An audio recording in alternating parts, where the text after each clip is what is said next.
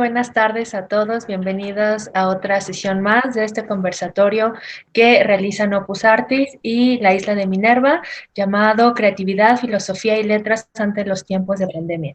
Mi nombre es Flor Juárez, yo soy la coordinadora del Centro Cultural La Isla de Minerva y les doy la bienvenida. Recuerden que este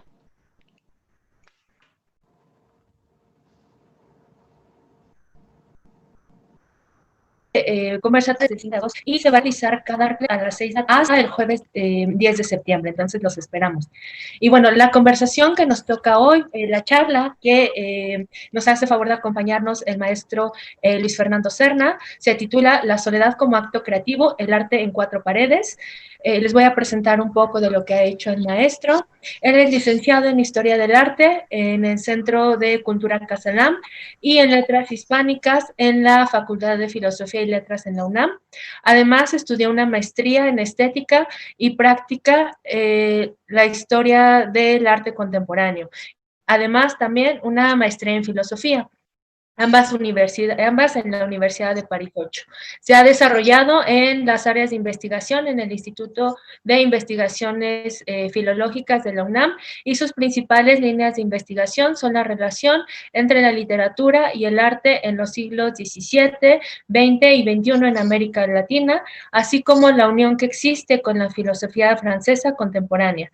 Trabaja asimismo los afectos dentro del arte contemporáneo, principalmente el llanto. Ha participado en diversos congresos nacionales e internacionales. Y bueno, antes de comenzar y cederle la palabra, les recuerdo que pueden realizar sus preguntas en la sección de comentarios y bueno, yo al final las leeré y él dará respuesta a todas y cada una de ellas.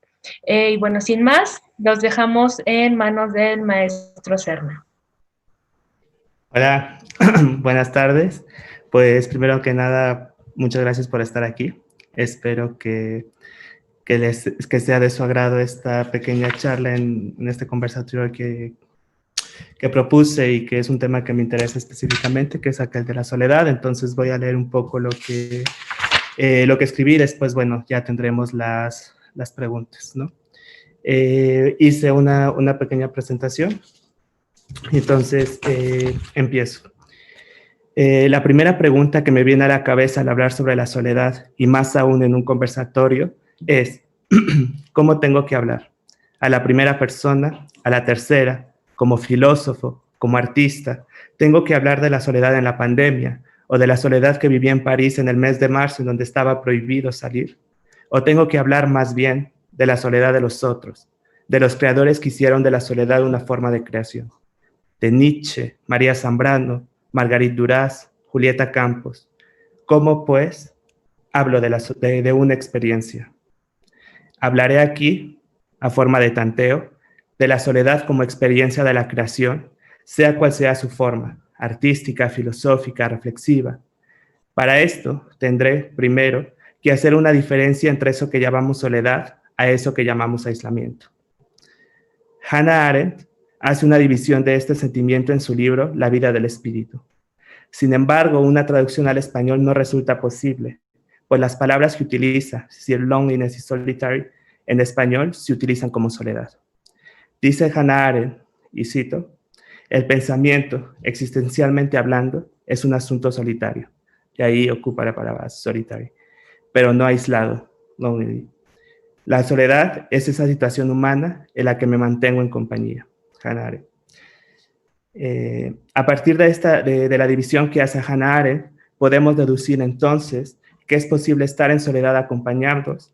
Pensemos, por ejemplo, en la idea de que en las grandes ciudades, pese a estar rodeado de millones de personas, tenemos el sentimiento de estar solos.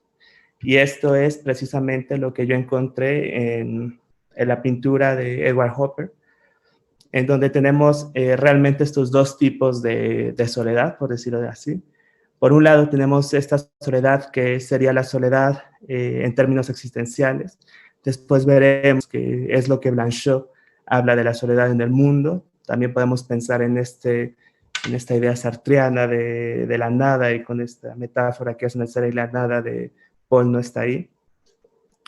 Entonces, bueno, este es un ejemplo de de una soledad, digamos, lo existencial, ¿no? Porque vemos aquí a una persona que está rodeada de otra. Sin embargo, él al estar sentado solo y obviamente toda la ambientación melancólica de Hopper, pues nos da ese sentimiento de soledad, ¿no?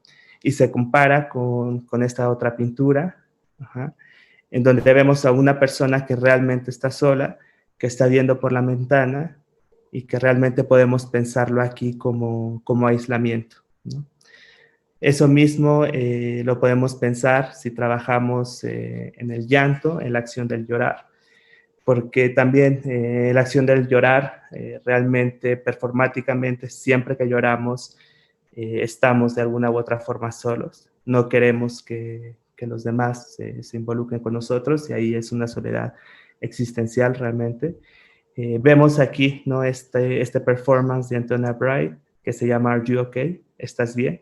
Que lo hizo en esta ocasión en París, pero que también tiene un performance similar en Nueva York y un performance similar en La Habana, a propósito de una bienal, en donde vemos al artista llorando en medio de la calle y vemos que realmente son pocas las personas que se paran y le preguntan, ¿Are you okay? ¿Estás bien? Entonces realmente esto es un ejemplo de cómo nos podemos sentir solos pese a estar rodeado de gente, ¿no? Y en una ciudad tan grande como lo es París, pues ahí está esta artista llorando y en soledad, ¿no? Y tenemos otro tipo de soledad que la encontramos también en una, digámoslo, en un film, esta es una película, de Bas Nader, que es un artista de Holanda, en donde vemos unas fotografías de él llorando. Esta película se llama I'm Too Sad to Tell You, y lo interesante de aquí es que las fotografías de archivo de este performance, bueno, de esta película, vemos que él se filmó solo en su taller y se filmó. Entonces, de eso es precisamente de lo que quiero hablar, ¿no? Por un lado está esta soledad casi existencial, encontrar incluso en medio de la ciudad. Y aquí, bueno, también hay una soledad, pero es una soledad específica porque es la soledad en el taller del artista, ¿no? Entonces, a partir de precisamente de esta frase de Hannah Arendt que se encuentra en La vida y el espíritu, podemos pensar en estos dos tipos de soledad, ¿no? Entonces, tenemos esa soledad que Hannah Arendt liga al pensamiento, y tenemos al contrario, o como un concepto distinto, el aislamiento, ¿no? Entonces, en el aislamiento no podemos estar acompañados, nos encontramos literalmente solos, espacialmente, y de ahí que en los tiempos actuales, en los tiempos de pandemia, se hable de un aislamiento, ¿no?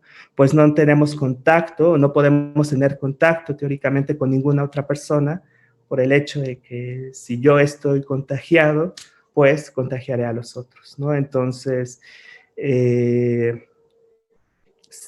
muchos gobiernos, muchas personas hoy en día están hablando de un aislamiento, ¿no? La soledad, según se dice, se puede compensar con las redes sociales, con las videollamadas, con los mensajes de texto. El aislamiento, al contrario, no es un vacío que se pueda llenar. Y siguiendo la frase de Arendt, vemos cómo se relaciona, ¿no? el pensamiento con la soledad. Ajá. Y el aislamiento, de hecho, se relaciona, según Hannah Arendt, con una especie de apatía, en donde no hay lugar para la creación. Ahora bien, esta división entre el aislamiento y la soledad es operativa y no sustancial, pues hay momentos en donde ambas se unen, ¿no? Por ejemplo, en el caso de los ermitaños, la soledad y el aislamiento van de la mano, ¿no? Y hay grandes nombres de ermitaños, ¿no?, que escribieron. Sin embargo, esta división nos sirve para pensar en dónde nos posicionamos en estos momentos de crisis. Se trata de estar solo, de estar aislado, cuál nos produce, por decirlo de alguna forma, una fuerza creativa. Hay que señalar, y lo hago simplemente como suplemento, que esta tesis de Hannah Arendt se basa en los regímenes totalitarios, los cuales buscan el aislamiento social. En la sociedad aislada difícilmente se encuentra pensamiento y creación.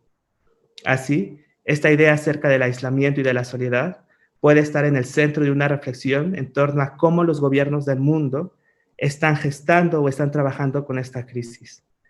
La pregunta es entonces, ¿se tiene que aislar completamente a un pueblo para evitar los contagios? ¿O se tiene que promover, al contrario, una soledad voluntaria?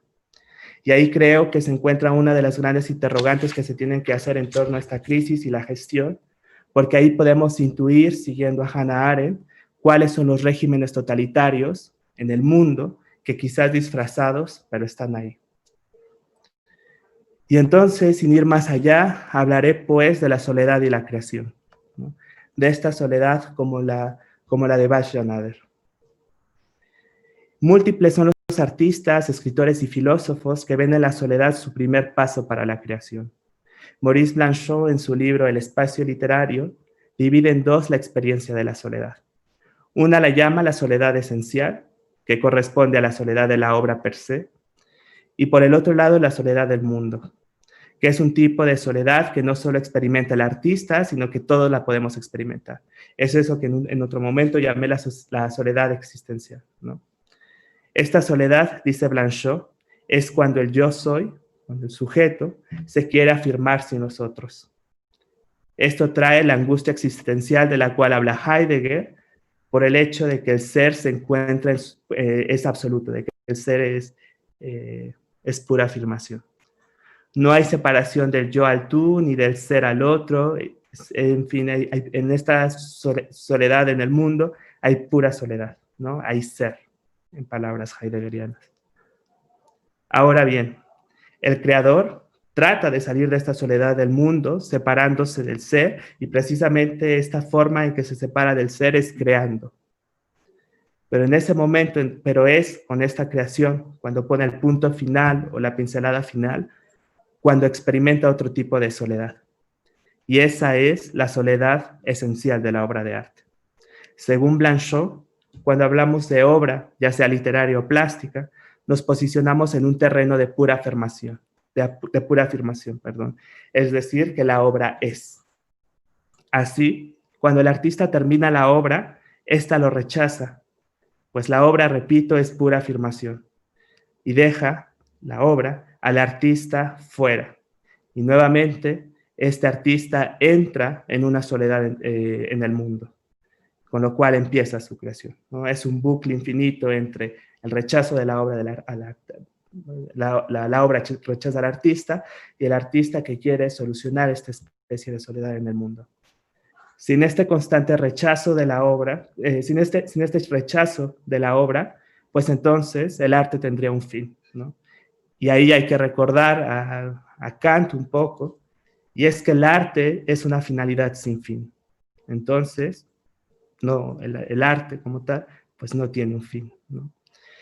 Y es por eso mismo que Maurice Blanchot habla de la escritura como lo interminable y lo incesante, algo que no para, algo que está en constante movimiento. El artista no deja de crear, pues la soledad es parte de su proceso. Y aunque el artista aspire a presentarse, a exponerse en cuanto a sujeto, tal cual en la obra, pues esta obra, al estar finalizada, lo rechaza y sigue su camino. Así, con la división que nos presenta Maurice Blanchot y Hannah Arendt, nos enfrentamos a un panorama en donde hay un juego de soledades entre el artista, es decir, entre quien crea, y la obra por sí misma. Pensemos ahora en un ejemplo para reflexionar estas soledades de las que habla Maurice Blanchot o de las que habla Hannah Arendt. Nos enfrentamos con la figura de Marguerite Duras. Marguerite Duras, que es una escritora francesa, que en los últimos momentos de su vida escribió en la playa de Trouville, y que tiene un gran libro sobre la escritura que precisamente se llama Escribir. Y nosotros nos imaginamos precisamente como en esta fotografía a Marguerite Duras, sola, en su casa de Trouville, viendo la playa, sentada con una copa de vino, viendo el mar y escribiendo. Ahí está una fotografía de Margarita. En una de las líneas de escribir, dice Hannah Arendt, y cito: la soledad de la escritura es una soledad sin la cual la escritura no ocurre, o donde se desmorona sin fuerza buscando algo más sobre lo que escribir. Al perder su sangre, el texto no es reconocido por el autor. Nuevamente, bueno, podemos encontrar aquí, ¿no?, esta idea del rechazo al propio escritor, al propio autor, que veíamos de hecho en Maurice Blanchot. Entonces, la escritura, según Marguerite Duras, no se puede hacer sino en soledad. Por eso mismo, ella no le dictaba a ninguna persona que escribiera. Ella lo hacía sola. Tampoco compartía los textos con sus amantes, pues al compartirlos ella decía que estaba rompiendo ese pacto de soledad que ella tenía con la escritura. Sus amantes leían sus libros cuando se publicaban, pero en ese momento, y siguiendo a Blanchot, esos textos publicados ya no le pertenecían más a Marguerite Duras. Sin embargo, y aunque pareciera que Marguerite Duras se encontraba en aislamiento en la playa de Trouville, en realidad esto no era así. En los últimos años de vida, Marguerite Duras vivió con Jean-André Steiner, que de hecho es el título de uno de sus últimos libros. Fue su amante algunos años. Así, Marguerite Duras en realidad habla de una soledad como algo que tenemos que hacer nosotros. Y dice Marguerite Duras: no encontramos la soledad, la hacemos. La soledad se hace a sí misma. Yo la hice. Decidí que es ahí donde debería estar sola, que estaré sola para escribir los libros. La soledad es, para la autora francesa, una elección. En un momento de su texto dice: nunca estamos solos físicamente. Pero entonces, y es ahí la pregunta, ¿cuál es la soledad de la que habla Marguerite Duras? La soledad de Marguerite Duras la encontró principalmente en dos actividades. Por un lado, la soledad de la escritura, y por el otro, la soledad en el alcohol. Y cito: la soledad quiere decir también o la muerte o el libro, pero antes de todo eso, también quiere decir el alcohol. Así, en la embriaguez, experimentamos una soledad similar a la de la creación. Y aunque en muchos momentos se junten grandes nombres, ¿no?, además, grandes nombres de personas que tenían un gusto por el alcohol, por ejemplo, la misma Marguerite Duras, Jack Kerouac, Hemingway, Oscar Wilde, Juan Rulfo, ¿no? Entonces, aunque en momentos se junten la embriaguez y la soledad, podemos decir que en la embriaguez creamos sueños en vida y que en la soledad del taller o del estudio plasmamos esos sueños. Y entonces, la pregunta obligada es: ¿se necesita de la soledad para la creación? Y en realidad la respuesta no es muy compleja, ¿no? Vamos a pensar con Octavio Paz en este libro tan importante para la historia de la literatura mexicana, llamado El laberinto de la soledad. Según Octavio Paz, por ejemplo, y cito a Octavio Paz: el hombre es nostalgia y búsqueda de comunión. Dicho en otras palabras, la búsqueda del hombre es una búsqueda por no estar solo. Toda nuestra vida, según las palabras de Paz, estamos buscando la comunión con otro. Sin embargo, y esta es una condena del hombre, el hombre nace y muere solo. Y entonces, en toda nuestra vida, realmente, es una lucha entre el estar solo o el no estar solo. Y es ahí donde dice Paz que entra el amor. El amor tendría que ser, en teoría, una comunión.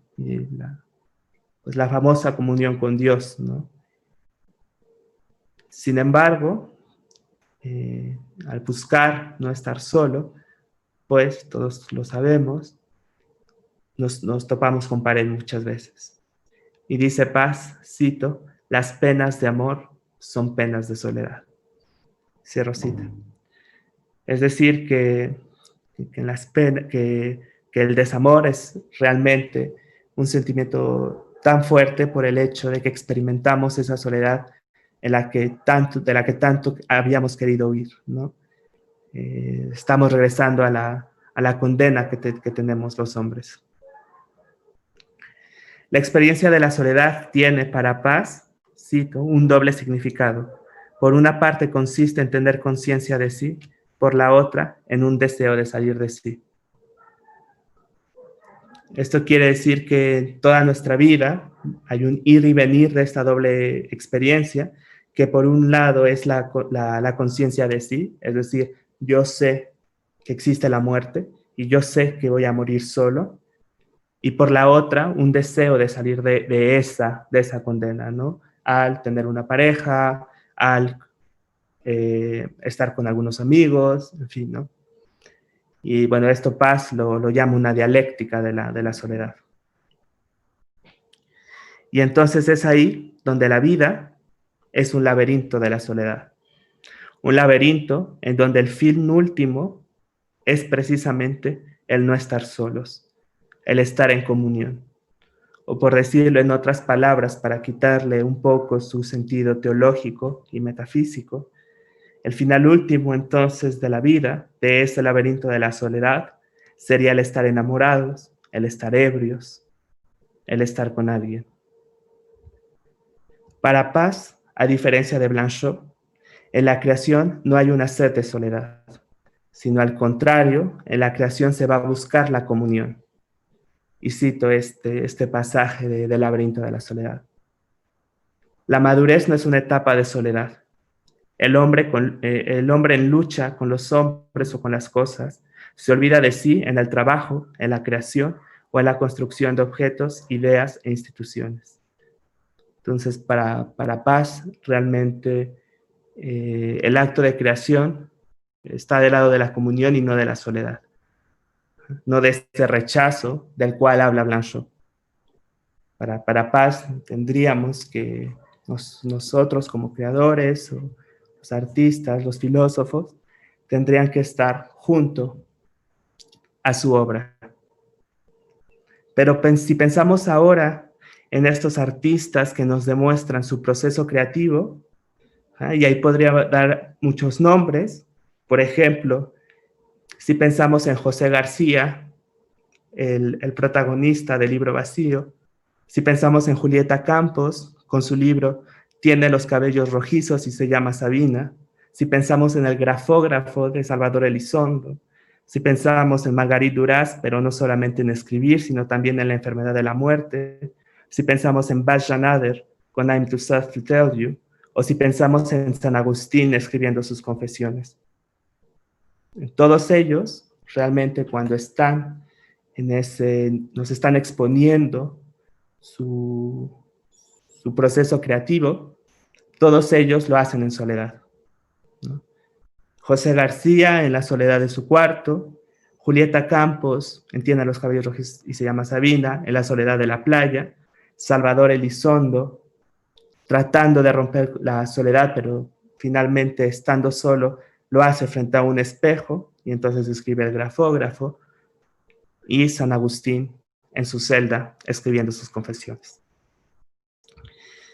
Así entonces, con estos ejemplos, parece que en todo acto de creación hay una especie de soledad. Incluso Agustín, que en el momento en que escribe sus confesiones ya estaba en comunión con Dios, decide escribir, ¿no? La soledad, entonces, y pensando más que nada en Agustín, no es una cuestión de comunión o no, no es una cuestión de que nos falta algo. La soledad es más bien un derecho. Y este es creo que el punto clave, ¿no? Pensar la soledad como un derecho. Miguel Mores, en en un libro que se llama Pequeñas Doctrinas de la Soledad, piensa que tanto el escritor como el lector defienden precisamente ese derecho a la soledad.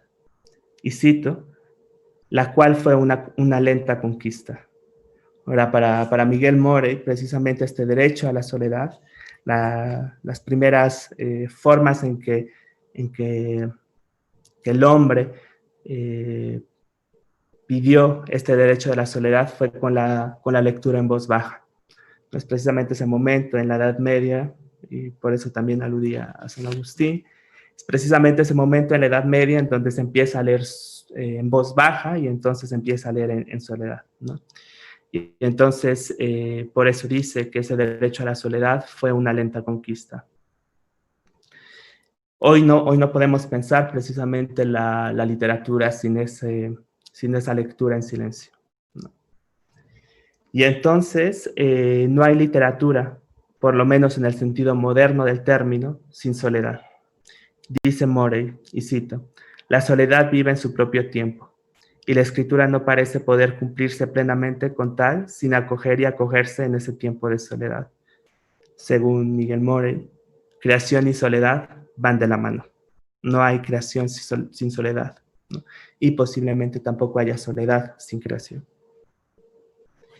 Para terminar esta charla y antes de tener el diálogo, debemos preguntarnos cuál es el papel entonces que juega la soledad en esta pandemia que estamos viviendo actualmente. Y si regresamos al principio, debemos entonces, una vez más, regresar a esta división entre soledad y aislamiento. Se trata de aislarnos, se trata de encontrarnos solos, y por lo menos en el contexto mexicano actual de la crisis, el gobierno federal no propuso un aislamiento forzado, como fue el caso de Francia o de España. No se tuvo la fuerza policial que nos impidiera salir a la calle. El aislamiento, así, encontró dos caras distintas. Por un lado, un grupo social vulnerable, el cual no pudo ejercer el aislamiento y que tuvo que recorrer las calles. Otro grupo más privilegiado, el cual tuvo en sus manos la elección, y ahí fue una cuestión de elegir. Ese otro grupo privilegiado tuvo en sus manos la elección y era una forma de solidaridad, de aislarse o no. Y entonces la experiencia de la pandemia fue distinta para todos. Algunos salieron más que otros, algunos transitaban al trabajo, algunos creadores, algunos artistas tuvieron espasmos creativos, ¿no? Otros crearon más que de costumbre. Y entonces no podemos analizar la soledad, pues fue una experiencia personal. No fue colectiva, por lo menos en el contexto mexicano. Sin embargo, y podemos pensar con Rancière ahí, ciertas personas se tomaron el tiempo. Esta idea de tomar el tiempo en la filosofía rancieriana es muy importante. ¿De qué se tomaron el tiempo? Todos, y nuevamente en palabras de Rancière, Rancière no habla precisamente de la pandemia, pero en un libro que se llama La noche de los proletarios, precisamente habla sobre el tomar el tiempo, y también en otro libro que se llama Los tiempos modernos, ¿no? Donde, bueno, en La noche de los proletarios precisamente habla de cómo los proletarios en los 60 y en los 70, precisamente la revolución obrera de esa época en Francia, fue que tomaron tiempo, ¿no? Y entonces, en esta pandemia hubimos muchas personas que nos tomamos el tiempo.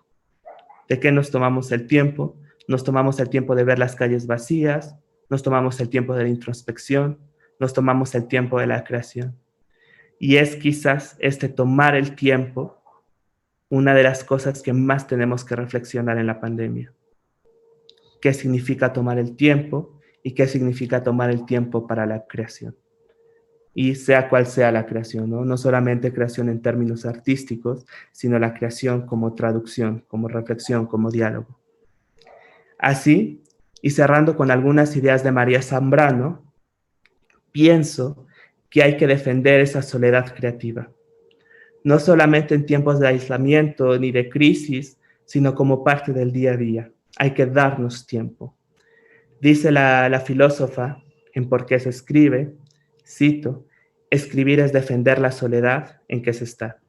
Es una acción que solo brota desde un aislamiento efectivo, pero desde un aislamiento comunicable, en que precisamente por la lejanía de toda cosa concreta se hace posible un descubrimiento de relaciones entre ellas.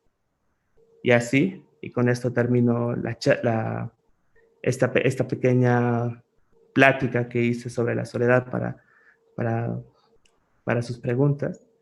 Así, esta charla es una invitación a defender y experimentar la soledad en estos últimos meses. Y también es un elogio a la soledad que anula el tiempo y el espacio en donde vivimos normalmente y nos lleva a un espacio creativo. Y es así como quiero invitarlos a experimentar esta soledad creativa de la cual habla María Zambrano, Margarit Duras y todos los artistas y escritores de los que hablé en esta charla.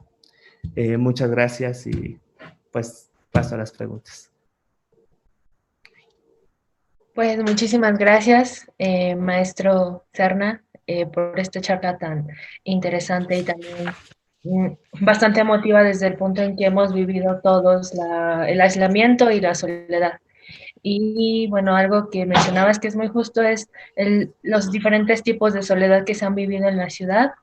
La soledad que uno vive desde sus casas, desde viendo por la ventana qué es lo que sucede, y los que están solos allá afuera, que no tienen otra forma de subsistir, que no tienen otra forma de pues seguir más que de nuevo estar solos en transportes, en las calles, yendo a sus trabajos o buscando cualquier otra forma de poder llevar algo a casa, ¿no?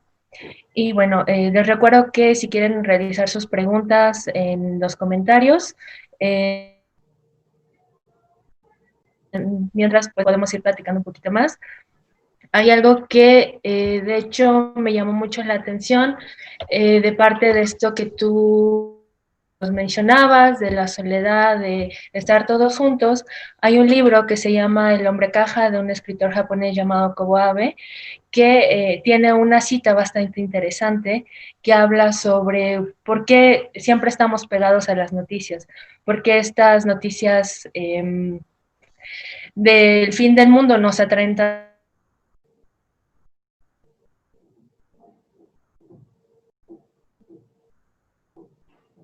y que uno se da cuenta que no hay que dejar este mundo solo, ¿no? Y lo que pues siempre estamos buscando, no estar solos. Y eso es también otra de las preguntas que podrían surgir durante esta pandemia, lo que hemos vivido.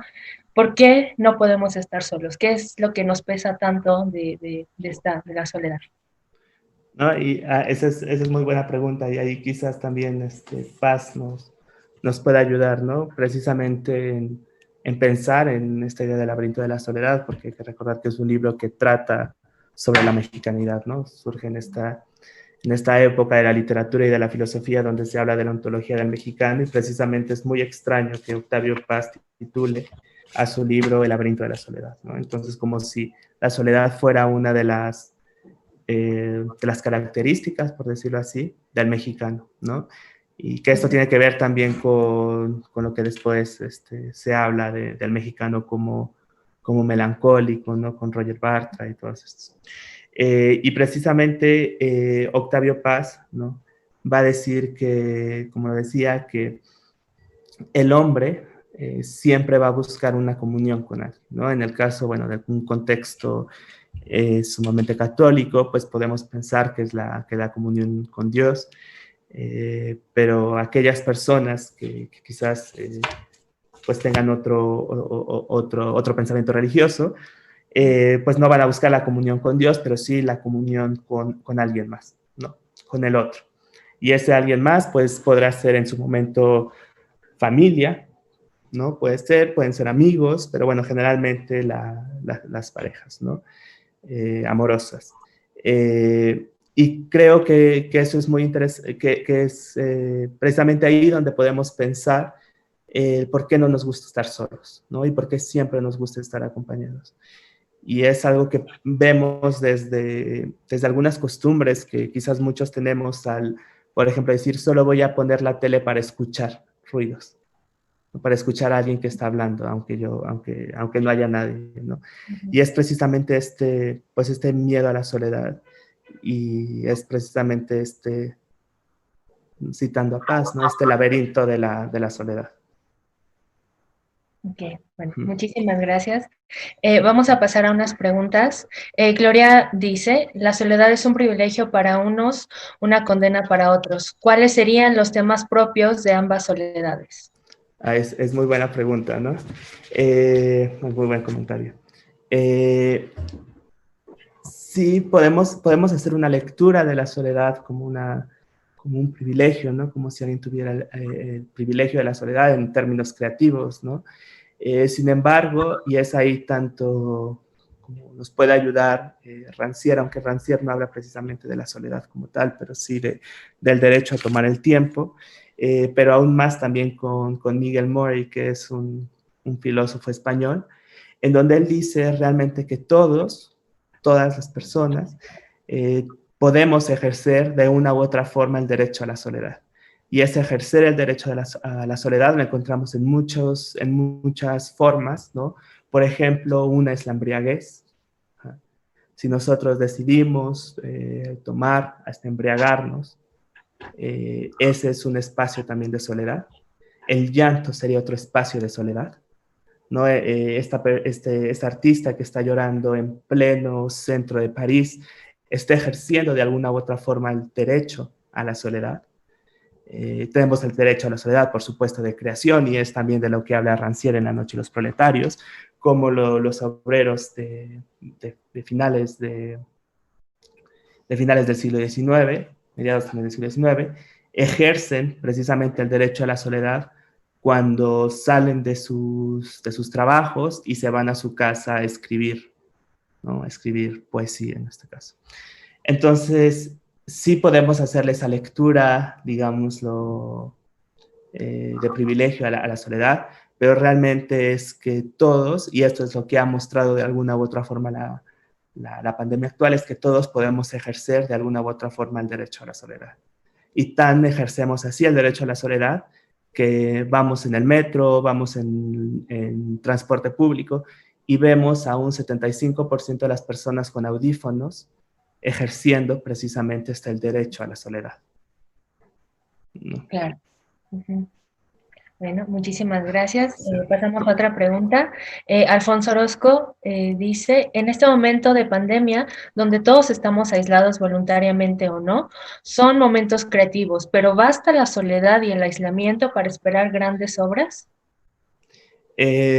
Bueno, ahí también un poco pensar que todos, y ahí nuevamente, que todos estamos ejerciendo la soledad creativa, es también complicado, ¿no? Porque conozco a muchos de mis amigos que son artistas, que precisamente ellos me han dicho que no han podido crear desde que pasó la pandemia, ¿no? Entonces, hay artistas, hay creadores que sí se están volcando a la creación, hay otros que no, ¿no? Ahora, esperar grandes obras o no, aunque es un cliché, hay que darle tiempo también, pero sí que van a haber obras que nos van a decir cosas de hoy en día, ¿no? Y sí que va a haber una producción interesante porque precisamente lo que está haciendo esta pandemia es reformularnos muchos conceptos, ¿no? Y de ahí un poco a decir, quizás sí haya la creación de muchos conceptos, pensando en Deleuze, y obras que nos dirán en su momento si, eh, cómo vamos a ejercer después de esto el derecho a esta soledad, ¿no? Entonces, si basta o no, realmente pues no lo sabemos, ¿no? Realmente es también un poco un cliché pensar esto, ¿no? De que en las grandes crisis mundiales se hicieron grandes obras, porque creo yo, y esta es una postura personal, que en toda época de la historia se han hecho grandes obras, no se tiene que estar en crisis. Y precisamente hablar de la soledad creativa es romper también este mito de la crisis, ¿no? Porque todos podemos estar en una crisis personal y entonces aislarnos o tener esta soledad creativa y crear, ¿no? Y también hay que tomar en cuenta que muchas veces necesitamos distancia de las obras, que es lo que ha sucedido. A lo mejor hay algunos artistas que conocemos hoy que los consideramos maestros dentro de la historia del arte, sin embargo, en su tiempo no fueron apreciados. Un ejemplo o ejemplos muy claros es Caravaggio y Vermeer, que no es hasta tiempo después que se comienzan a reestudiar y, bueno, se comienzan a valorar o revalorar esas obras, y posiblemente eso es lo que suceda. A lo mejor va a haber alguien que cree algo en este momento, pero necesitaremos distancia para poder ver qué es lo que nos está diciendo ese artista o esa obra de esta época, ¿no? Claro, y distancia para ver qué nos va a decir la pandemia en 2 años, ¿no? No sabemos cómo vayamos a salir de esto, pues. Bueno, otra pregunta más. Alex Castillo Linares. Hola Luis, ¿crees que la soledad está ligada al olvido? Y este olvido podría ser un olvido de la creación. Por ejemplo, en 100 años de soledad, donde Macondo estuvo por desaparecer por la peste del olvido. Oh, esa es una pregunta muy interesante y muy compleja. Bueno, en realidad, pensar también en el olvido, ¿no? Y cómo vamos, cómo vamos a salir, que es lo que platicábamos ahora, ¿no? ¿Cómo vamos a salir de esta crisis? Y a la vez, ¿cómo nos vamos a enfrentar con esta memoria de la crisis, ¿no?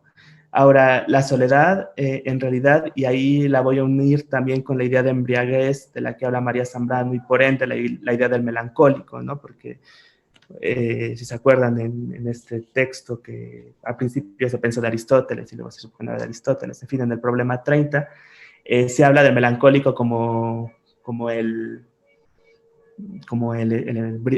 que bebe mucho, ¿no? Como el que toma mucho vino. Y precisamente el melancólico es aquel que tiene muchos recuerdos, ¿no? Y al que le pesan los recuerdos. E igual nosotros hemos experimentado algunos que cuando bebemos demasiado, pues los recuerdos se van a nuestra cabeza y tenemos ahí esa especie de peso, ¿no? Para hablar del melancólico, de bilis negra en la cabeza. Y con relación, por ejemplo, también este caso de 100 años de soledad, también ahí hay una cuestión en la atmósfera melancólica, y entonces habría que ver cómo, terminando esta pandemia, que pase y que haga su trabajo el tiempo histórico, veamos cómo nos vamos a enfrentar nosotros a este momento, si este momento nos va a pesar emocionalmente y melancólicamente, por decirlo así, y entonces sí que sería una fuerza creativa, ¿no? Entonces, ahí un poco pues hay que darle tiempo, creo yo. Y también preguntarnos en nuestra sociedad en la que vivimos, que todo es del instante, ¿cuánto nos va a durar en la memoria esto? Porque Exacto. hemos tenido muchas experiencias. Lo que más me llega ahorita a la mente es el caso de los refugiados sirios. A este pequeño niño que encontraron en la playa, que fue como un boom mundial el ver esta imagen.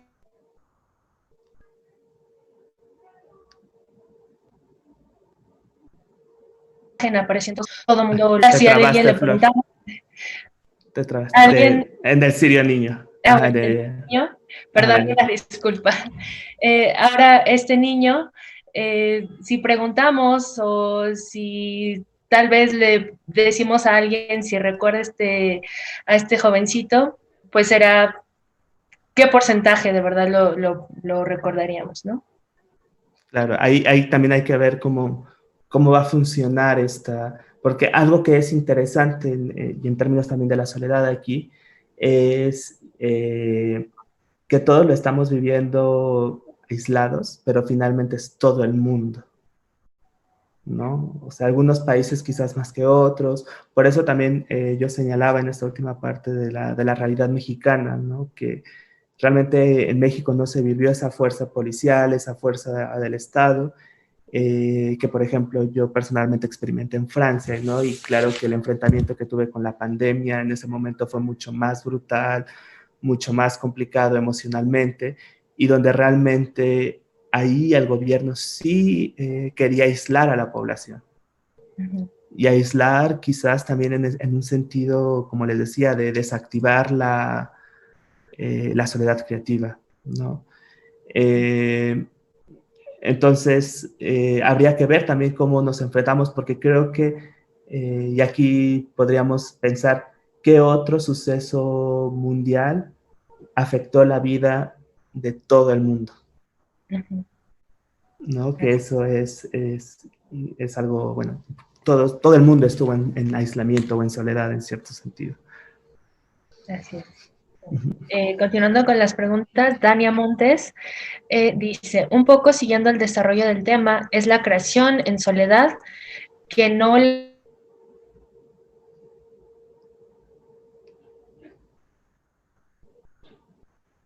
la vivencia privilegio. Te trabaste.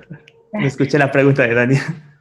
Ok, un poco siguiendo el desarrollo del tema, ¿es la creación en soledad que no la vivencia de la misma un privilegio de clase? A ver, ¿me puedes repetir la pregunta? ¿Es la creación en soledad un privilegio de clase? Claro, sí. Y ahí sí, sí, sí. Ahí sí sería un privilegio de clase, la creación en soledad. Es decir, hoy en día sabemos que los artistas que tienen un taller son artistas que se saben privilegiados, ¿no? Los escritores que tienen su propio biblioteca o su propio espacio para trabajar, claro que ahí hay un privilegio, ¿no? Y ahí precisamente podríamos hacer nuevamente esta división entre quizás no aislamiento, pero sí dos tipos de soledades. Por un lado, la soledad como tal del espacio, la soledad del taller o la soledad de la biblioteca o la soledad del estudio. Y por el otro lado, la soledad que uno mismo hace para la creación, ¿no? Ahí sí, claro, ahí la soledad es un privilegio en ese sentido.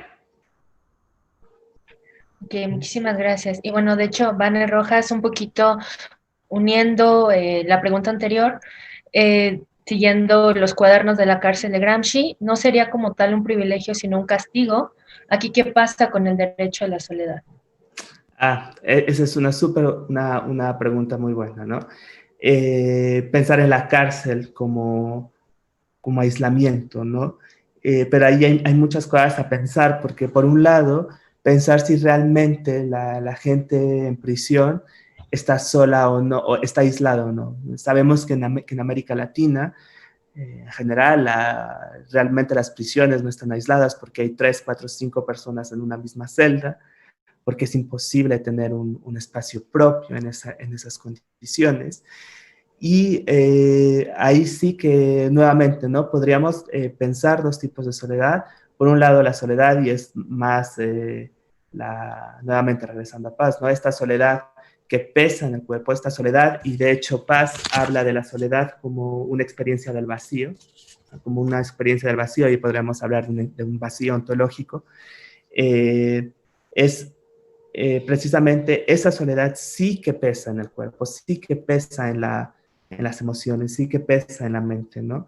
El otro tipo de soledad, que sería la soledad más despacio o más como en el caso de los prisioneros que pensaríamos nosotros que solamente por estar en una celda están solos, pues en realidad no, porque sabemos también que se hace comunidad dentro de la cárcel, y sabemos también que ellos ejercen el derecho a la soledad creativa al ver, por ejemplo, que algunos prisioneros pintan, escriben poemas, escriben cuentos, dialogan entre ellos.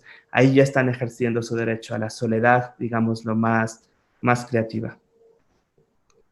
Ok, pues, y en este caso, ¿cómo se vería entonces la soledad impuesta a estos prisioneros que están en lugares de máxima seguridad en donde son obligados a permanecer en ciertos espacios durante, no sé, 20 horas al día?